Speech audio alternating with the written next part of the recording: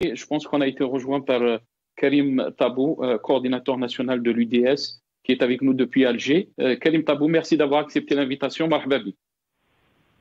Merci de l'invitation et bonsoir à vous et à vos invités.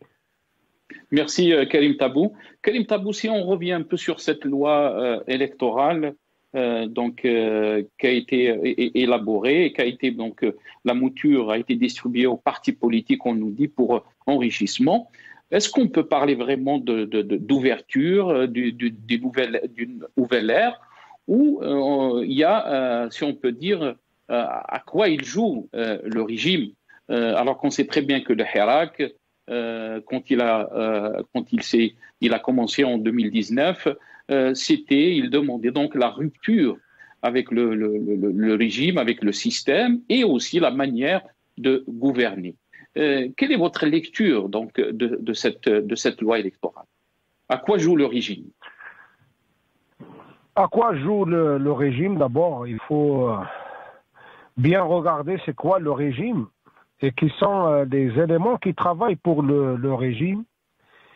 Et puis en seconde position, il n'y a pas lieu de s'interroger que veut le régime. Le régime a depuis toujours à travailler pour la même finalité, le maintien. Vous voyez bien que justement ce régime, par la faute justement de l'inexistence d'une presse indépendante au sens propre du terme, d'une élite autonome au sens propre du terme, d'une représentation politique et sociale autonome au sens propre du terme, le pouvoir, le régime a quand même fait un pas en avant en essayant d'imposer son débat. Aujourd'hui, on va débattre d'une loi que veut le régime. Le régime, il a la même finalité de maintien. Bien sûr qu'au niveau des instruments et des partenaires, encore une fois, le régime a refusé toute concession démocratique pour le peuple, toute concession démocratique de nature à l'interroger, à le surveiller, à le contrôler, à le soumettre au contrôle de la population. Et voilà, donc il a élaboré une stratégie, une démarche de travail qu'il a imposée, malgré tous les rejets exprimés autant par les manifestations, par le Hirak que par l'abstention des Algériens, notamment lors des élections présidentielles et particulièrement lors du référendum sur la Constitution. Mais le pouvoir continue de chercher dans la société des segments de la société qui vont céder à ces calculs, mais également qui vont rejoindre la démarche du pouvoir pour des motifs aussi divers que parfois confus, farfelus, obscurs. Il est clair qu'aujourd'hui, le pouvoir veut attirer une partie ce qu'on appelle la classe politique, parce qu'au fait, et il faut regarder les choses en face, il ne faut pas avoir peur des mots. La classe politique a eu peur du Hirak, parce que c'est une classe politique qui a fait un choix. Il a fait depuis des années le choix d'avoir des ancrages dans les institutions du pouvoir, de l'État. Il n'a pas cherché à avoir des ancrages dans la société. Parce que cette classe politique a considéré que c'est le pouvoir qui donne. Ce n'est pas le peuple qui mandate. Avoir un siège à l'Assemblée nationale. Mais quand vous parlez de la classe politique, Karim Tabou, est-ce que vous parlez de l'opposition ou vous parlez des partis qui soutiennent vous savez, les concepts de l'opposition et de... Vous savez, il y a des partis qui donnent l'apparence de partis d'opposition parce qu'ils s'opposent au Wali par-ci, ils s'opposent au chef de Daïra par-là, mais dans le fond, ils sont d'accord avec le maintien du système parce qu'ils considèrent que leur survie dépend beaucoup plus de la survie du système que du départ du système. Vous voyez, quand les chefs politiques, les partis politiques, les responsables politiques sont mis dehors, des manifestations sont rejetées par le peuple, sont rejetées par le Hirak, il est clair qu'ils vont chercher à trouver le moyen d'exister autrement. Et c'est pour cette raison le pouvoir s'adresse à une classe politique dont il connaît les codes, il connaît les faiblesses, il connaît les limites. Et quand je vois les partis dits d'opposition discuter d'une loi qui a une seule finalité, parce que le problème n'étant pas dans les dispositions des lois, n'étant pas dans les aspects techniques de quelque chose, de la loi ou de la Constitution, il est d'abord, et c'est la responsabilité des partis politiques, notamment ceux qui se proclament de l'opposition, de comprendre c'est quoi l'objectif final d'une loi. Cette loi électorale vise à maintenir le système avec une nouvelle façade. Bien sûr que cette fois, et c'est mon point de vue personnel, ils vont élaborer une loi qui va donner l'impression que les choses bougent, que l'image n'est plus la même. Bon, nous allons avoir une Assemblée nationale probablement dominée par les indépendants, mais ça va être le RND, le FLN en grande partie qui est recyclé dans des listes indépendantes. On va probablement effacer de la scène momentanément le RND, le MPA, le TEDJ, et on va trouver de nouveaux clients, de nouvelles formations politiques qui vont prendre la place. Ça va être, vous les connaissez, les partis aujourd'hui sont en train de se réunir, ils sont en train de discuter de la loi électorale. Dès lors que le pouvoir a lancé l'APA, cette loi est un APA. Tous ceux qui vont trouver de l'intérêt à discuter de cet APA, eh ben, ils vont avoir la récompense. Le pouvoir va leur donner la récompense. Et en finalité, après cela, le pouvoir va dire tout simplement que désormais, les problèmes du pays ne doivent plus être posés dans la rue, ils devront être posés au niveau de l'Assemblée nationale. Et pire encore, le pouvoir va, et d'ailleurs le chef de l'État l'a bien dit, il a dit que j'étais prêt à financer les listes de jeunes, les listes aux législatives, mais c'est bien clair que le travail est en cours. Ce qu'ils appellent la société civile, ou entre guillemets, les gens qui sont structurés par l'administration. Le ministère de l'Intérieur est en train de créer des milliers d'associations, est en train de créer des milliers de comités de quartier. Assez souvent, c'est un recyclage d'une ancienne représentation des organisations satellites du pouvoir. Eh ben, il va donner l'impression, mais bien sûr avec la légitimation entre guillemets, de nouvelles images politiques. J'imagine que les partis dits de l'opposition, cette fois, ils vont augmenter le nombre de leurs sièges sans poser problème aux équilibres importants du pouvoir. Le pouvoir va avoir de nouveau le FLN et le RND, mais cette fois sous des listes indépendantes, et il va également donner l'impression que des figures du Hirak, probablement des jeunes qui veulent bien s'investir et qui n'ont pas, j'allais dire, le conscience des enjeux importants dans certaines wilayas. Vous savez, hein, pour avoir marché une fois dans une manifestation, il y aura certainement des gens qui vont sortir leurs photos pour avoir participé, ils vont constituer des listes et on va dire qu'une partie du Hirak rejoint les élections. Il y a véritablement une entreprise destinée à donner l'impression que tout change, que tout bouge, pour que rien ne bouge et pour que rien ne change. Et il y a également mais est-ce que vous pensez, est-ce que vous pensez que cette manœuvre, est-ce que vous pensez que c'est une manœuvre pour essayer de casser le Hirak et d'empêcher le Hirak de revenir? Est-ce que aussi le régime va réussir? Vous savez, le pouvoir non seulement veut casser le Hirak, le pouvoir veut effacer, y compris de la mémoire des gens, l'idée même du Hirak. Et cette réactivation, cette réanimation de cette classe politique dans la perspective de se voir attribuer des sièges aux prochaines élections législatives et une deuxième vague qui va venir aux élections locale, c'est-à-dire que tous ceux qui se proposent comme clients au pouvoir vont recevoir des récompenses et vous savez, c'est un système qui fonctionne par une logique de cooptation et de distribution de sièges. Et on veut finalement dire aux gens que désormais, il n'y a plus de raison de manifester. Il y a une assemblée nouvelle, et puis dans cette assemblée, il y a l'opposition, et puis il y a même certains, probablement, et personnellement, je ne le souhaite pas, probablement il va y avoir quelques éléments qui ont participé au Hirak, notamment dans certaines wilayas.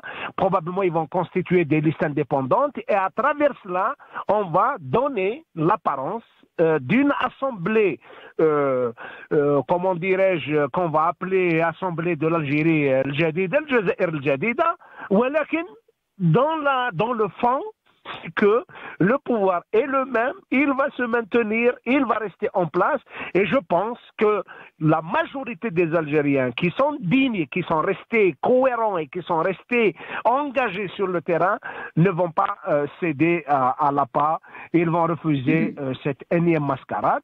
Et ils vont encore continuer de se battre pour les objectifs importants, à savoir la démocratie, l'état de droit, la justice indépendante et une mise en place d'un vrai processus qui aboutira à la consécration de la volonté du peuple. En tout cas, cette loi électorale, la manière dont il est posé aujourd'hui au débat, la constitution, le chef de l'État actuel, comment il a été élu, tout ce processus-là n'est pas de nature à consacrer la volonté du peuple. Bien au contraire, il est mené d'une manière progressive, organisée, méthodique pour empêcher justement la volonté du peuple de s'exprimer. Et d'ailleurs, dans un pays où vous avez 80% du peuple algérien et selon les chiffres officiels, n'a pas trouvé de l'intérêt à aller voter la Constitution, qui est la première loi du pays, c'est une vraie faillite. C'est un système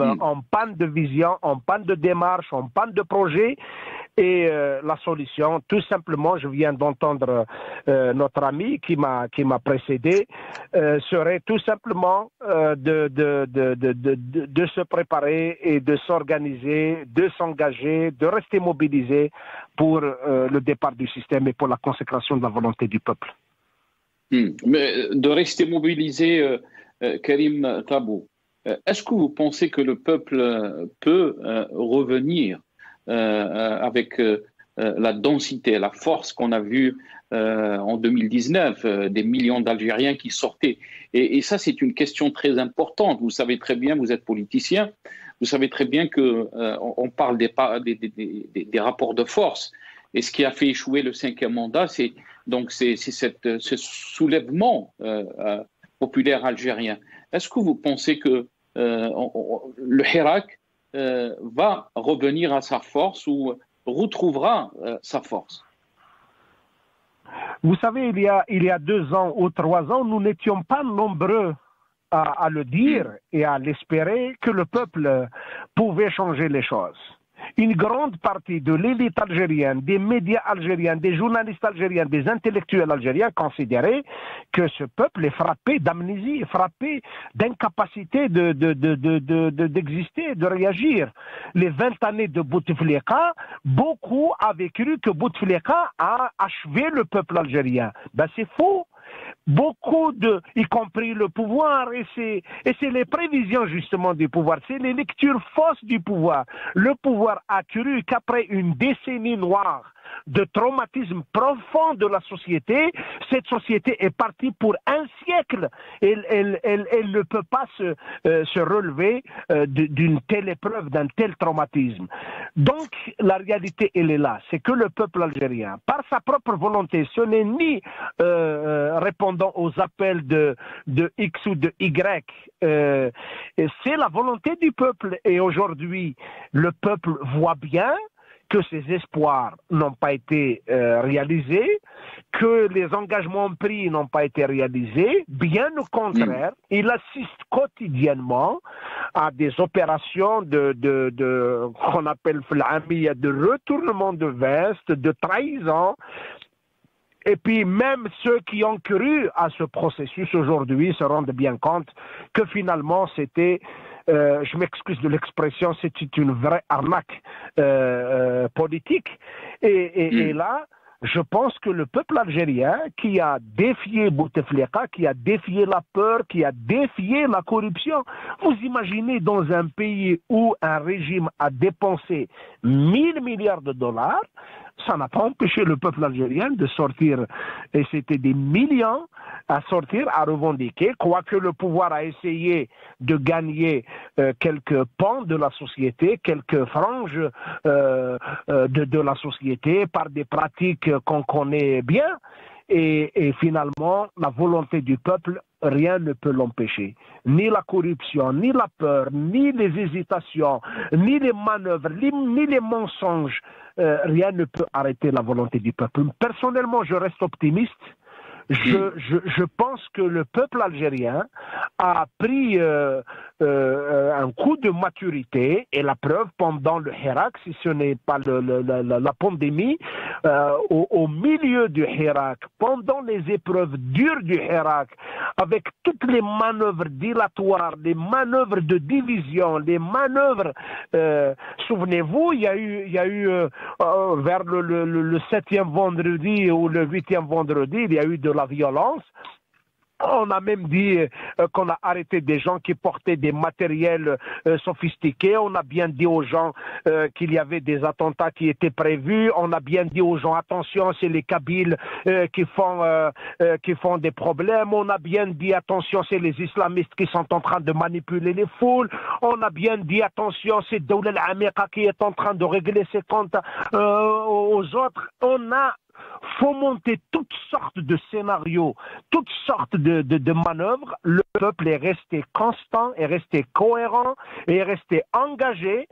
Malheureusement, il y a eu quelque chose qui a dépassé la volonté du peuple, c'est la pandémie, c'est la nécessité de se confiner, de se soumettre à des dispositions de santé, etc. Je pense que ça n'a fait que reporter la bataille, mais sinon le peuple algérien, dans son immense majorité, reste engagé. En tout cas, il refuse. Il ne cède pas. Il n'est pas résigné. Contrairement à ceux qui pensent que ce peuple est résigné et fini, etc., quand même pendant des mois et des mois, avec une propagande puissante et des agents, une armée de mercenaires étaient mobilisés à tous les niveaux pour accréditer la thèse qu'il y a des problèmes idéologiques, qu'il y a des conflits idéologiques pour diviser le Hirak. Malgré tout cela, le peuple algérien est sorti uni.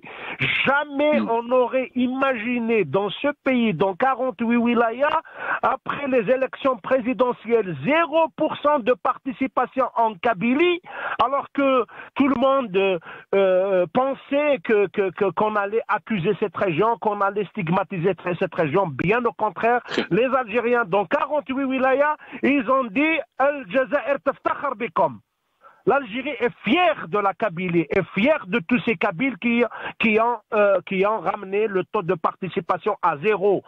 Et bien sûr, ils auraient aimé le faire ailleurs, ils l'ont fait, mais vous savez, les manipulations fonctionnent parce que les habitudes sont là, parce que les ancrages sont là.